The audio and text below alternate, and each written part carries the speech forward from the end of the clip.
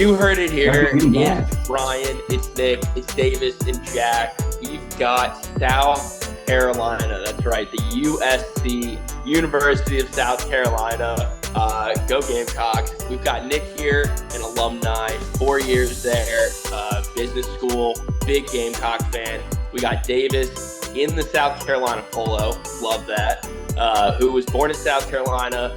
We've got some diehard South Carolina fans here today, here to support me and my claim that they got snubbed from this year's 12-team college football playoff. And I'm honestly really happy Matt's not here. Shout out, Matt. Hope you're doing all right, brother. But I'm really happy he's not here because Brian, us three are here to give you hell today. Yeah, there's a joke in here somewhere about a bunch of cocks just aggressively going at my face, but I'm not looking forward to it. I'm going to have to defend the Fighting Illini as much as I can here. And with that, we're going to a SeatGeek. The weather may be getting cold late in the year, but the sports action is heating up. With the final stretch of the football season upon us and basketball season now here, the only place to go for the best tickets for each game is SeatGeek. SeatGeek is the official sponsor of the Views from Section 400 podcast, and whether you're looking to sit courtside of the Sixers game, find a last-minute deal up in Section 400 for the Iron Bowl, or looking to just cheer on your alma mater in a preseason basketball tournament, SeatGeek's one-of-a-kind system helps you find the best deal for the best seats in the house. Use code VIEWSFROM400 at checkout for $20 off your first purchase. Again, that's code VIEWSFROM400 at checkout for $20 off your first purchase. SeatGeek, your best night ever is waiting. Thank you, SeatGeek and Brian, for that incredible ad read. You're just phenomenal at those. It does need a little update. I will say that. Yeah, college football season is coming towards the end. You need to put some bowl games in there, talk about the NBA season. They need all the help they can get right now. But look, question on everybody's minds, or not question, I guess, statement on everybody's minds. The University of South Carolina got snubbed, period. Nick, tell me how you're feeling right now after an incredible season by your Cocks and they don't get to make it. Yeah, well, I mean, I would say I was a little bit more upset a couple weeks ago than I am now. Just like at this point, it's like, just get over it. They're just hypocrites. It doesn't make any sense. None of the shit that they say matters when they're going to leave us out. I mean, we can go and we can talk for way longer than we're going to talk tonight. But I think if they look at strength, as they say they do, when they look at all these other things, it doesn't make a lot of sense to me that they were left out and lower than I thought they were going to be when those next rankings came out. I mean, still confuses me is how we go into Clemson, beat Clemson, and move one position up in the rankings. Literally go up one position. That doesn't make any sense to me. That might make me more mad than missing the playoffs, just because it just doesn't seem to make any sense in my head. And if it's not making sense, I just don't understand where the committee's coming from. So at this point, I'm kind of over it, pretty pissed off. But, I mean, we weren't going to get in anyway if that's the way they were going to look at all the rankings, and that's the way they did it. They lied. Yeah, I agree. I mean, if you would have asked me 3 or 4 weeks ago, you would have gotten a real rant out of me about how they deserve to be in. Now, after the week after the Clemson game, when those rankings came out, it was kind of reality set in. I was like, we're not going to make it. This is bullshit. But it is what it is. But I mean, no, like the strength of schedule, Alabama, my issue with it was Alabama and Ole Miss being neck and neck. Alabama should have, like, I don't understand how Alabama had the logo situation. Ole Miss, I get it. Ole Miss being beat the shit out of us in Columbia. That one, I get it. But the fact that it was always Alabama or us, I never understood that. The Ole Miss thing, I get us being behind them. I thought Ole Miss was a better team than Alabama. I think Alabama's pretty sorry. I mean, we had a hurt Lenoris in both of those games. I don't think he was 100% for either of those games. I think Rocket was hurt for the Ole Miss game. But, I mean, like, we went into Tuscaloosa, we lose by 2, and you're saying that is the same thing as Alabama losing by 23, 21, whatever it was, 3 scores. in Oklahoma that had two SEC wins, I think. What is this? If you flip my biggest argument here is if you flip the resumes, Alabama, if we beat Alabama by 2 in Columbia and then they won 6 games in a row, Alabama gets in. No question about it. That's my biggest, and it's like you can't look at that and say, "Oh, this it was the logo the whole time." Now, I have calmed down a lot more. It's crazy to say this, but since Clemson won, I've calmed down a lot more because had Clemson not won, Clemson not snuck in, I would have been pissed that Alabama was the last team in. Yeah. Clemson getting in, whatever, they won the conference game. That's how the format's set up. I get it. That I can live with. Now the fans trash talking after we beat them, that's wild to me, but we'll move on from that. But no, I mean, if you would have told me at the beginning of the year we would go 9-3 with 2 losses by 5 points to top 15 teams, I mean, I would have been happy with it. But when you put me in the situation last week of the season, we go into Clemson, we win a hard-fought game in the last minute. Oh, you talked to me on that Monday, I would have told everybody we're making the playoffs. They're going to jump us over Ole Miss. They're going to jump us over Alabama. But, I mean, they really didn't follow any – the committee didn't follow any trend whatsoever. I mean, they didn't. And that's exactly what Nick was saying, too. They threw precedent out the window. Yeah. They decided who they wanted in there. My biggest thing after what you guys just said right there is last game of the season, you beat Clemson. And then what happens? They get in and you don't. It's just that's the part that's and I get it. They win their conference. I'm not going to take that away from them. But it just goes into the fact that you just know they're not putting the best 12 teams in there. Like if the ACC champion really needs to be in there. Oh shit. Sorry, there's a dog right here. I think a big reason though for that they clearly didn't view Clemson as a good team. Like they put them behind Arizona State on the bracket. That shocks me also.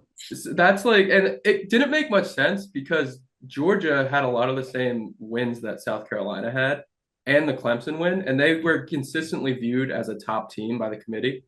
So that also surprised me. After South Carolina beats Clemson, they don't really take that into account to put them over an Ole Miss or a Bama, and then they put Clemson at 12. So none of it made much sense, but I'll always go back to the thing I said originally, and I've been saying to Jack for months now. If you have 3 losses, you're not going to make a 12-team playoff. I don't think that's going to be the case forever. I do agree that this season it makes sense. I mean, that's why Alabama, if Alabama would have made it, y'all would have gotten a huge rant out of me. But SMU, Clemson make it. That cleaned it up for the committee, I think. Clemson beating SMU cleaned it up for the committee. You would have had outrage from the rest of the world except for the state of Alabama or half of the state of Alabama. Yeah. Even SMU making it a game late. Like if they got blown out, then maybe Bama gets in over them. Still. I did not think SMU would get in if they lost by more than 2 scores. It's the exact opposite of what happened last year with Alabama and Auburn. If Auburn could have just won the Iron Bowl, it would have been so clean. The committee could have just put Florida State in at the 4, and it would have been so clean. But Auburn, with me in attendance, had to give up a 4th and 36 Hail Mary touchdown 31. pass. Don't sell us short. 4th and 31. With seconds left on the clock, it was. Again, I was there. It was tragic. I forgot about that until right now. I thought about that. And if Auburn had just swatted that ball down, then my second favorite team, Florida State Seminoles, could have made the 14 playoff. I think that was the best throw Jalen Milroe has made in his entire career. No doubt about it. Best throw he'll ever make in his entire career. Yes. I think both your points there. I still think the whole playoff is still broken. Even with the 12 team this year, I still don't think they have it right. So, I mean, you're going to have to give it a couple of tries. But, I mean, yes, to Brian's point, 3 lost teams probably not making it in general. But I still don't think it was as clean as it could have been this year. I know it's the first year and they have to work out everything. And it's going to be a little while. But I don't know. I just feel like there was still a lot of controversy. There always is going to be. But I still think there's issues with it. I mean, we'll see down the road. Hopefully it smooths itself out. It's another interesting year. And I think the worst thing to happen to South Carolina is just they didn't have enough games. You could argue if they play 2 more games, they're probably going to win them because they're the hottest team in college football, and they might get there. Yeah. Losing those games early, and one of those games too against LSU when Kyron Lacey had like that 50-yard catch that maybe wasn't a catch. I think the roughing the passer call end of the game on the pick six was probably the roughing the passer, the horse collar, which I'm not gonna fault the horse collar call. I mean, it was close, but the roughing the passer, the horse collar, and then the fucking phantom OPI. Yeah, it was like there were plenty of calls, and I'm not blaming the refs here, but we're blaming the refs here. Definitely. That game lasted like 5 hours. There were a lot of whistles in that game. I mean, we had 12 penalties or something like that for 100 yards. So, like, you can't really blame the refs when you have 12 penalties. Some of those are your fault, but some of them were very untimely calls. And Jack watched me break down. Yes. If I can find the picture, I will have Will put it up here. That was a lot of emotions that went through me very quickly after that roughing the passer call. Well, I guess we could talk about the one game they have left, even though it's not the college football playoff. It is the historic, the prestigious Citrus Cheez-It Bowl. I think they used to be 2 different bowls, and they just decided to merge together now. But South Carolina is favored by 9.5 in this game. It's on New Year's Eve, so it is a New Year's 6. I think that's still the term. It used to be the Outback Bowl, I think. So well, that's going to make me upset now. Now we're all upset. Brought that in. No, this is the one that used to be the Outback Bowl. Yeah, I don't. I'm like 95% sure. I was looking at Football Reference the other day, and I'm pretty sure this one used to be the Outback Bowl. So we've been in this one plenty of times. It's nothing new, but it is. I think it is the biggest bowl left. Yeah, outside of the playoffs, I think it's the biggest bowl left. So just in case you guys weren't aware, Brian is the biggest Outback fan in the world. The fact that he isn't like the CEO of Outback astounds me. I have this Auburn hat here. From the Outback Bowl. Little Outback Bowl decal. Oh, man. But yeah, that one hurts. That one really is a punch to the gut here. So now we're all just upset on this episode, but it's the first ever matchup between these 2 programs. I guess it makes sense considering Big Ten country. I did not know that. Yeah, I mean, South Carolina, 4th trip to a bowl game in Orlando. Yeah. First time since 2013 when they beat Wisconsin 34-24. But the Illini have plenty of experience in the Sunshine State. They have 17 players currently on scholarship that are from Florida. So it's a bit of a homecoming for these guys. One of them, though, Pat Bryant, their star wide receiver, opted out. 9th all-time in receiving yardage in Illinois history. I mean, the only thing I'll say about that is that's a very ironic stat from the Big Ten, who's been talking about how the cold's going to affect the SEC a lot in these playoff games this weekend. So we'll see about that. Yeah, we had some Penn State fans on earlier in Bowlmas, and they just wrote off SMU because they said it's going to be cold in Happy Valley. I'm not worried about it. I don't think the cold's going to matter. I think Penn State's a pretty good football team. I don't think the cold's going to affect that much. Yeah, I'm rooting for SMU in that one, but it seemed like a consensus that Penn State was going to go to the Final Four of that college football playoff. We'll get into that later. We're gonna get your full bracket predictions at the end of the show. Okay, yeah, we will. Okay. I'll go through the rest of the Fighting Illini here to see if I could put some scared thoughts into your brains before this game. I don't even know if you care about this game though, so that's the thing. But I mean, I do. I don't want them to lose the momentum. We gotta carry this. We can't turn over and say, "Oh, we didn't make the playoffs. We're turning over." No offense, Jack. I don't want to do what Florida State did. That's totally different. You got. I get it. It is very different. Y'all went undefeated. I get it, but still, you kill the culture when you bitch like that. Well, you're definitely right about everything you just said. On top of that, though, Florida State, they had again, I always get the number confused, but they had multiple guys get drafted. All the Oh yeah, front yeah. players, They had like a from great team. from And the if I'm quarterback a to the first or running second back. rounder, I'm not playing in a bowl game that doesn't matter. I get it. That's fair. I get it. Right. But And they had plenty of guys get drafted to the NFL draft. And, so that's Florida State. We don't need to talk yeah. about them. For you and for what you're saying for Lenore's coming back next year, I totally agree with you that this is a momentum game. You got to keep it going into next season. Mm-hmm. Yeah, well, Illinois built some momentum too. They're the 20th ranked team in the country. Now, I know the spread's 9.5, but they're not any slouch. They don't have the big wins that South Carolina had. They did beat Rutgers. They beat Kansas when they were ranked 19th, which is wild to think they were ever ranked this season. And they also beat Nebraska when Dylan Raiola was doing his Patrick Mahomes stuff, and they were ranked. So they have some wins. Luke Altmaier really just took the complete breath out of the crowd on senior day at Rutgers. Game-winning drive. Won that. That was a big win for them. They can't really run the ball, though. Aiden Lothry and Josh McCray, about 1,000 yards total, 12 touchdowns. And I mentioned Pat Bryant opting out. Also, a Florida native, Jacksonville native, 2,000 career yards, 10 touchdowns this year. Their offense, they got pieces, but Bryant opting out is really going to hurt them. On defense, though, they got Gabe. I think his name is Jackus, but it kind of looked like Jackass. Hopefully, he's not a jackass in this game. He did grow up in Port St. Lucie, so I have to throw my Mets in. Let's go Mets there. And Xavier Scott, another Riviera Beach, Florida native, 4 interceptions. So a lot of Florida kids and a lot of good Florida kids here. Yeah, way too many Florida kids finding their way to Illinois. Yeah. It doesn't make much sense. Yeah. Familiar with a lot of Illinois' roster or any of that stuff. Definitely not. I'm excited for the game. Obviously I want them to win. I don't think Beamer will ever not care about a game at all. So it could be the Bahamas Bowl, and he'll still want to win the hell out of that game. Yeah, I mean, I know way more about South Carolina than I do about Illinois, so I'm excited to see the boys chop it up. Yeah, Look, if we're gonna be honest, though, you rattle off these stats. There's really not a team in the country that would like scare me. Like, I don't think we beat everybody.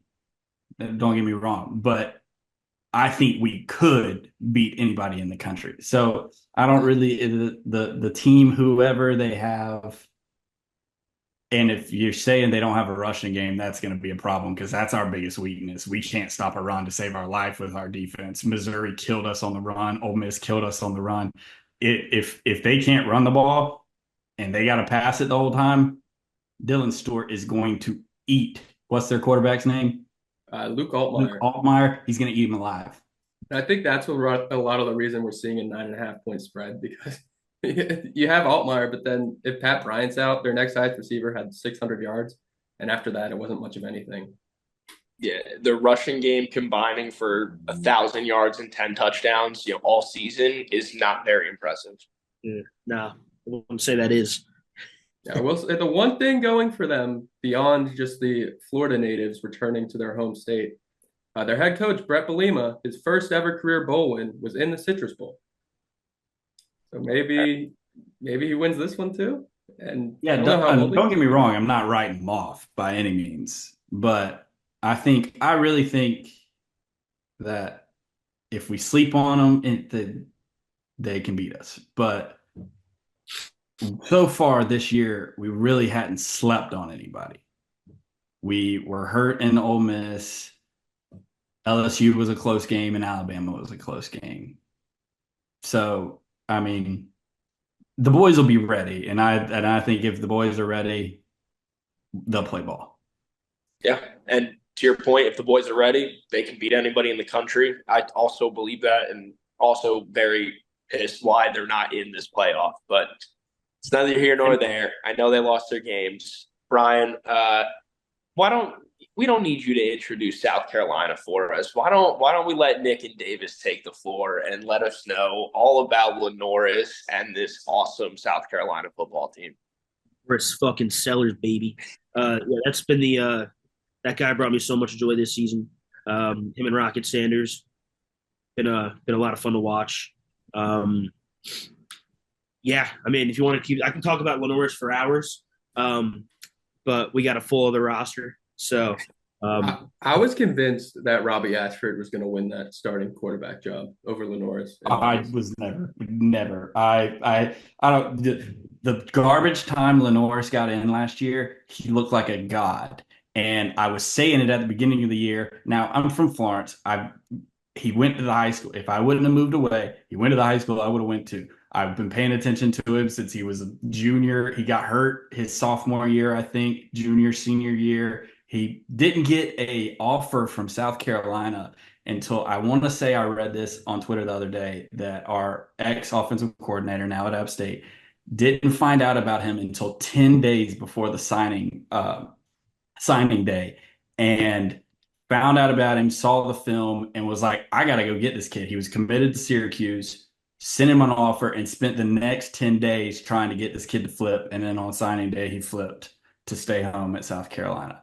And then last year, I think it was great. He played behind Spencer Rattler, who has The Rat Pack. plenty of experience to teach him on. And when he got in, he looked great. Now, I had to take it with a grain of salt, although I wasn't very good at that. I was pretty hyped about him at the beginning of the year.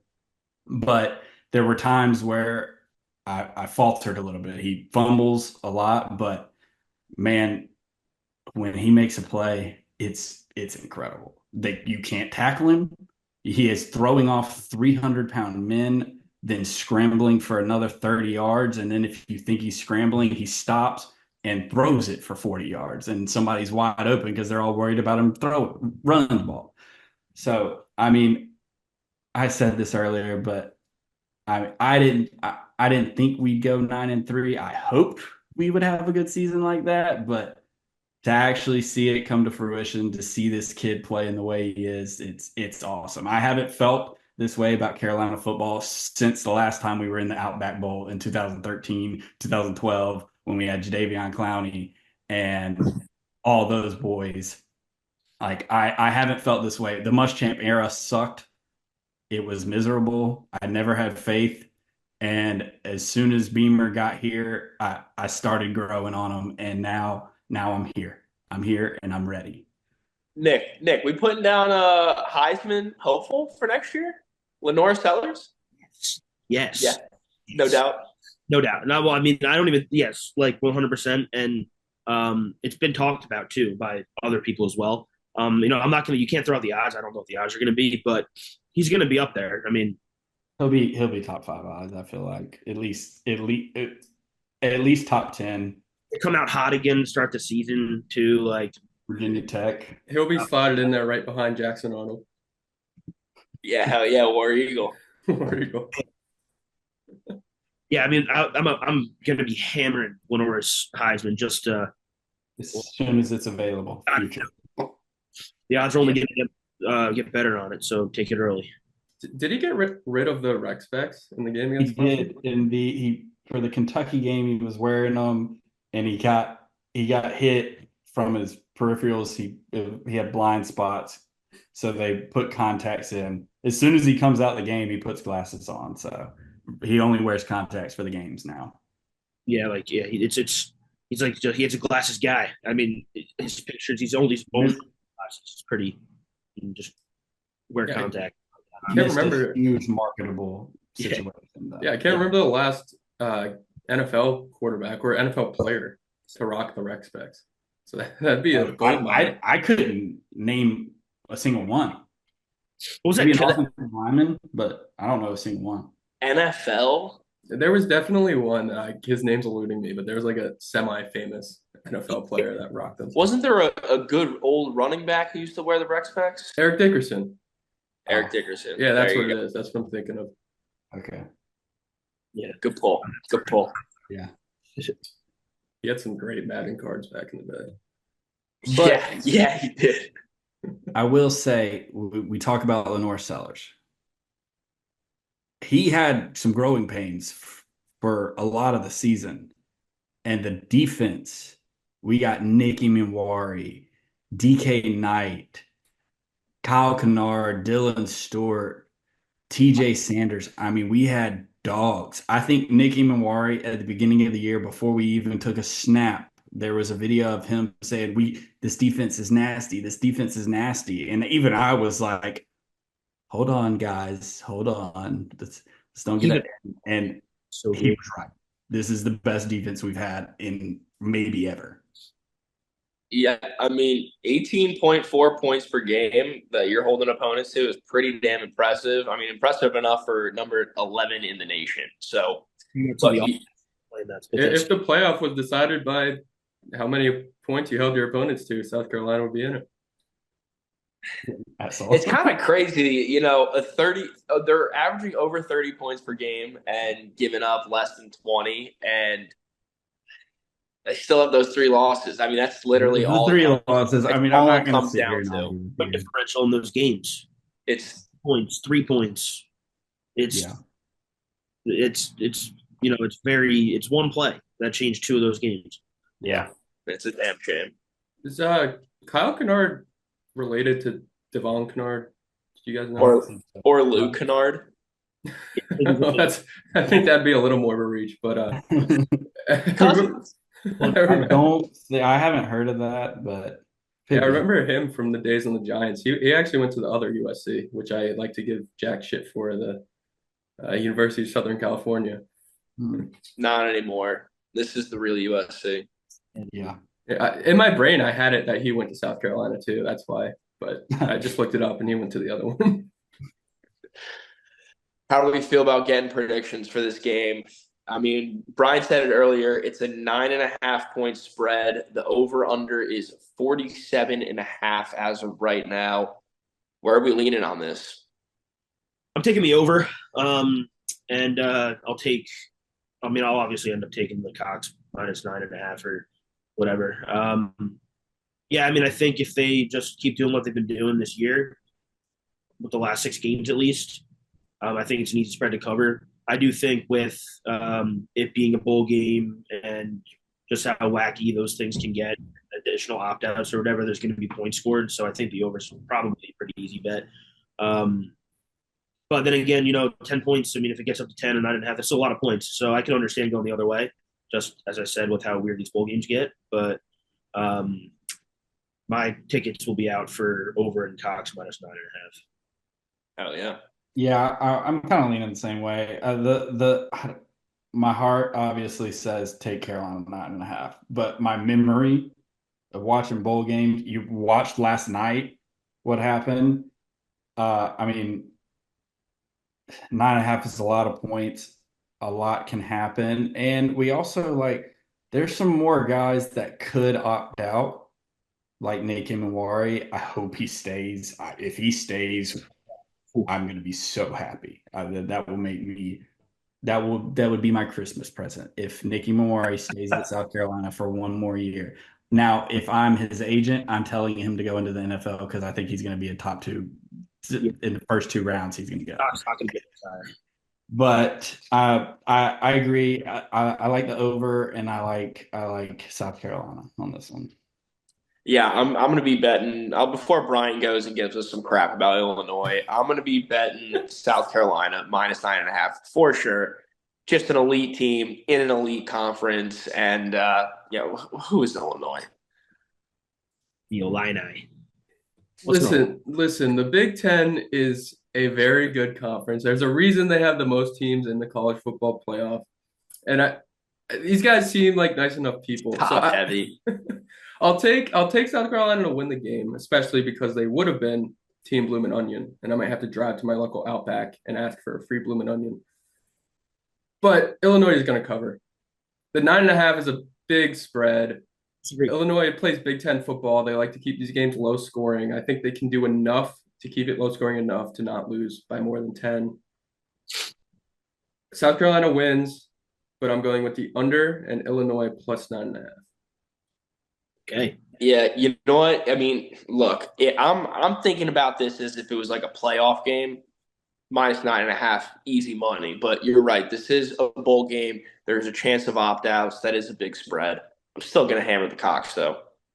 I can't get over. It might move. If there's some opt-outs, it might move. And if it moves anywhere near Illinois, that's a hammer. Yeah, If yeah, it that's comes anywhere closer to Illinois, I'm hammering. that's a handout if it from gets Vegas. if it gets under 6, I'll take the Oh, South I don't think Carolina. it'll get that close, but if it gets like to That's a like big 7, jump.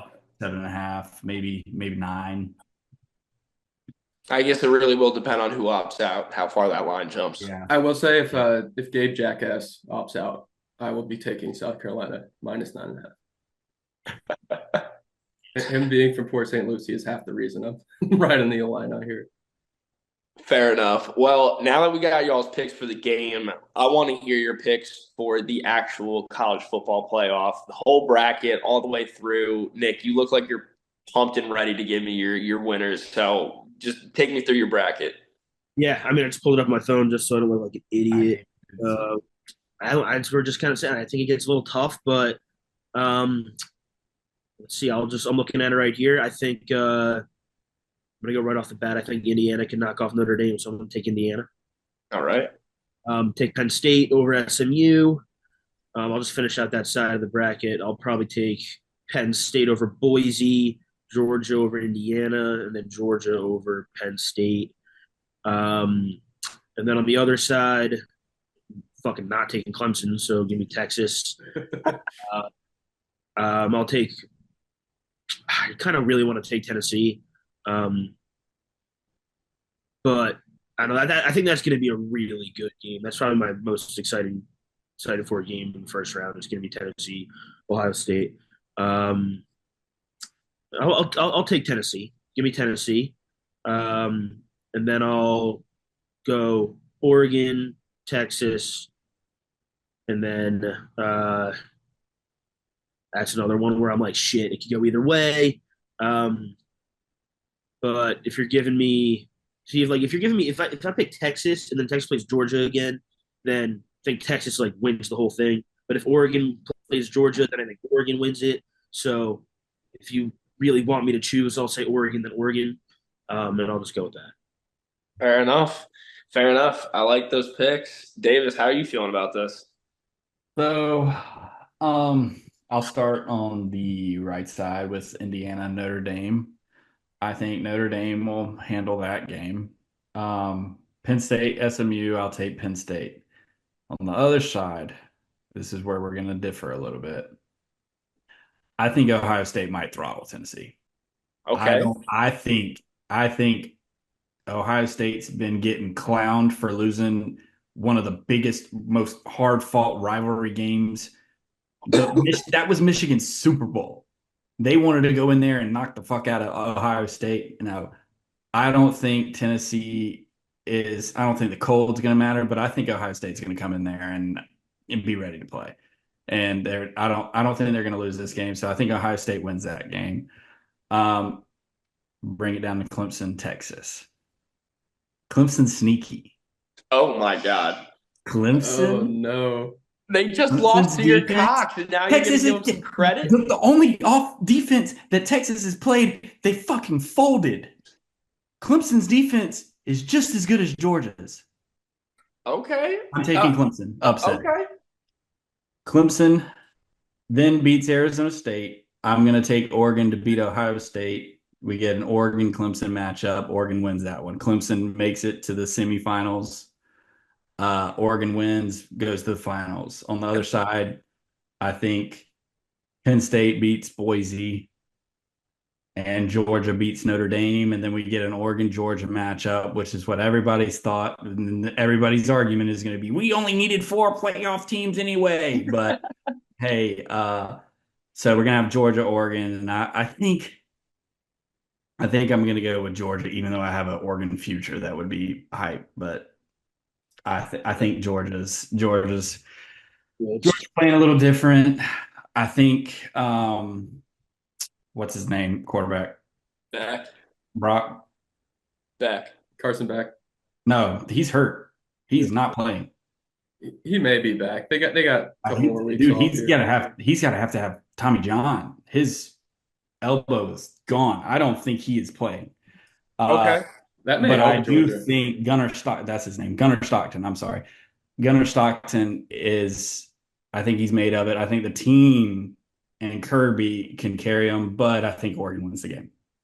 So Oregon national champions over Georgia, Clemson making a run, shocking Texas in Austin this weekend, and even further proving the point that they missed one of the best 12 teams in the country that beat Clemson Tigers, South Carolina Gamecocks. So there you go. Wow. Okay. So I see what you're doing here. You're giving Clemson some credit. You hope they go a little far. Just That was so a good team. I don't know if y'all watched that game or not. That was a good football team. I was scared the whole fucking game. It was a great game. It was a great game. I'm just gonna say here, from both of your brackets, you gave a lot of love to the Big Ten and a lot of love to the ACC, and not so much love to the SEC. I think both Tennessee and Texas both are in the same situation as Indiana, and I guess you can say Penn State, even though they played their conference championship game. But both of those, Texas and Tennessee, had jokes of SEC conference schedules. Jokes. Texas played Texas A&M. That's their best win. They had Georgia. The rest of their games were bottom half SEC teams. I don't know how the fuck the SEC set that up and is like, oh, let's go ahead and give the new team in here the easiest ride to the playoffs. Texas Longhorns, I'm not that sold on them. Quinn Ewers, when he's faced good defenses, he looks good sometimes, and then he just overthrows in coverage, and he didn't look great against Georgia either game. And I think Clemson's defense is just as good, if not better, player-wise better, scheme-wise, I think maybe a little different. But I think Clemson can get in there. And I think the SEC, I think Tennessee is a land for slaughter, and the SEC has been talking a lot of shit. They put the wrong teams in. Yeah, I like that. You brought it back full circle. I like that. Yeah, it really did come back full circle. Look, all I'm going to say is if Dabo can will this team to a semifinal, that will be a very successful season for the Clemson Tigers. I don't think it's going to happen. I think they lose to Texas. I'm not on the same page that Clemson's defense is as good as Georgia's, but hey, look, that's what this playoff is for. It's to get a team like Clemson in there and get them a shot. Yeah, Jack, it'd be the most winning football your Jaguars quarterback has seen all year. Boom. Boom. Are we done? Can I go? Well, before we let them go, I did want to talk to these guys about South Carolina basketball. Yeah. Because we might as well Big just win. Big shit on win. Clemson one more time. Beat Clemson in Big overtime. win. We own the state this year. That's all I got to say. We own the state. We're just taking it down. That game was fun last night. Annoying. The team's kind of annoying too. But yeah, last night I thought there could have been some better coaching decisions. I think you foul at the end of regulation there, or make one free throw, and then you don't have to worry about. Yeah, the free throw. We went 1 for 4 in the last 20 seconds of that. How do you go 1 for 4? All you have to do is make 2 of them, and it's not a fucking issue. But they wheeled it back in OT. It's impressive to come back after that and after a buzzer beater, and then they got a lot of work to do though. They don't really look. You got a gauntlet to go through. Yeah, gauntlet to go through. The SEC looks really good in basketball. Their basketball schedule is worse than their football schedule was. Yeah, basketball-wise, the SEC, everyone loves to talk about SEC football, but basketball, I think it's clear they're the most dominant conference. Every team in the conference might make the tournament. South Carolina is one of those teams that I'm kind of teeter-tottering on. But got to start getting a little bit. I mean, last year, if they can do something they did last year, which was getting the tournament as a 7 seed, starting pressing in SEC play, I think they can do it again. But they kind of just don't look the same as they did last year. I was so pumped up with them. It was so much fun watching them start the season off. It's been a little annoying, but I'm also we lost some key guys from last year with yeah, 100%. Yeah. Some guys all left, so it's not the same team at all. But I hope they can get better. I mean, CMB has really taken his foothold in his sophomore year. It's his team at this point. I don't know if he's good. I don't know if he's ready to carry us by any means. He needs some help, definitely. And we're a defensive team. I mean, we don't win the games by shooting a bunch of threes and scoring 90 points a game. We win them by keeping it under 65. But That's a gross brand of basketball. it just sucks to watch. But Yeah. as long as we win the game, I'm not upset. Not Are you very guys like friendly to the Houston of the SEC? It's college basketball is what it is. You watch the NBA, they make everything. You watch a Carolina game, not the last night's game, but it's going to be 65 to 75 and or I'm, 65. But I'm happy you mentioned CMB too, because Jack, this kid, Murray Boyles, is like the exact replica of Chad Baker Mazara, and they have a hyphenated last name, but it's just, of course, Baker Mazara is CBM and he's CMB. But they both stuff the stat sheet. They're both forwards. Kid's pretty electric, and yeah, he needs some help. But he's good. I like him. Is he like a lanky dude like CBM? Not as super lanky. lanky. He's like 6'7", 6'8". Gotcha. And what's CBM like 6'10"? I think he's right around 6'7" too. Really? He looks taller because he's so skinny. Oh, that's probably what it is. CMB is thick, not fat. He's fucking. Yeah, well, we might have to get you guys back on here if they can make a run to March. We always have our March I Madness. think we play Auburn in 3 weeks. Last time we played Auburn, I talked shit to Jack and had to eat that. Yeah, a what was 30-point that? win. 40, it was 40. fucking bad. I wanted 40. to kill this. It was fucking bad. Yeah, that was a 40-point win by Auburn I last sent year. Jack a text at 7 in the morning. I was like, "That get back a motherfucker," and we got our ass kicked, and I had to eat that. So I think Michi Johnson shot like 1 for 10 from 3. yeah, dude. But Yeah, this year might be just as bad. I can't lie. I know you guys are hopeful about your team, but these Auburn Tigers might be the best team in college basketball this year. I think they are. I mean, they're really fucking good. So They're catching some breaks too, because they have 2 games in the next 20 days, and of course, Janai Broom gets injured. But when you play 2 games in a month, it's a lot of time for him to get healthy. We have 2 games in the next 20 days. Yeah, they play Purdue on Everybody's on Saturday, break. and then they play Monmouth to end the season. But then, yeah, they get Christmas break. Also, one more vent That session. makes sense. Sorry. The fact that we play our fucking rivalry game during winter break, it's bullshit. For both schools, nobody's in the upper deck was not filled for one of the biggest games of the year. You don't have anybody in the upper deck because the students are on winter break. Why do we schedule Clemson during winter break? Please put it like 2 or 3 weeks ahead of this. Like They have the SEC ACC challenge too. It's the perfect they're not time. going to do Clemson for that, but like just put it a couple weeks earlier. They literally leave 2 weeks before this or a week before this game. It's like Yeah, that is pretty brutal. Yeah, do what Auburn did and schedule Georgia State yeah. and cover your 40-point spread. Which was wild. 11-0 run to end the game to cover a 40-point spread. Electric. Did Drake see the floor? Jack, that's for you. Dylan's little brother. Oh, I don't think so. No, apparently no. Well, Dylan's on the team. Dylan plays minutes. Yeah, Dylan's on the court all the time, but his little brother I don't know if he's going to be a red shirt or whatever, but he's on the team. Brian, you would know that. Little Cardwell, is he on the team? I think he's redshirting. Yeah. Gotcha. All right. I went to high school with their older brother and was really close friends with their older brother. nice. Yeah, Dylan's the middle child. Yeah, Dylan's middle, and then Drake is the youngest.